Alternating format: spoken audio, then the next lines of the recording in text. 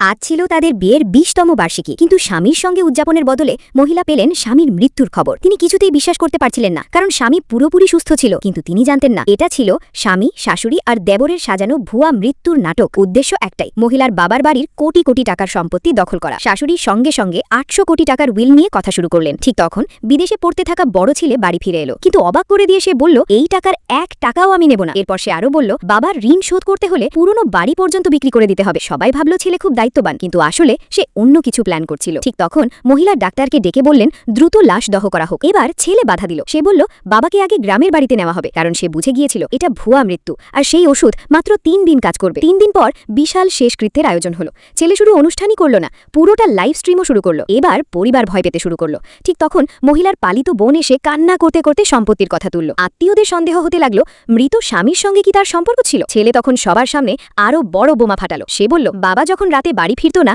এই খালাই বাবার পাশে থাকতো। পুরো পরিবার স্তব্ধ। এরপর ছেলে খালাকে দিয়ে সম্পর্ক বিচ্ছেদের কাগজে সই করিয়ে দিল। মায়ের দিকেও কাগজ ছুড়ে বলল, আজ থেকে তোমার কোনো স্বামী নেই, কোনো বোনও নেই। সবাই হতভম্ব, কিন্তু মা বুঝে গেলেন ছেলে আসলে তাকে রক্ষা করছে। অবশেষে দহ করার সময় এলো। শাশুড়ি আর দেবর মরিয়াভাবে বাধা দিতে লাগলো, কারণ কফিনের ভিতরের মানুষটা এখনো জীবিত। কিন্তু ছেলে ১ বালতি পেট্রোল এনে কফিনে ঢেলে দিল, আর তারপর আগুনের মশালটা দাদির হাতে ধরিয়ে বলল, দাদি, বাবাকে শেষ সম্মানটা আপনিই দিন। শাশুড়ি ভয়ে কাঁপতে লাগলেন, আর ঠিক তখনই আগুনের মশাল সোজা উড়ে গিয়ে পড়ল কফিনের ওপর।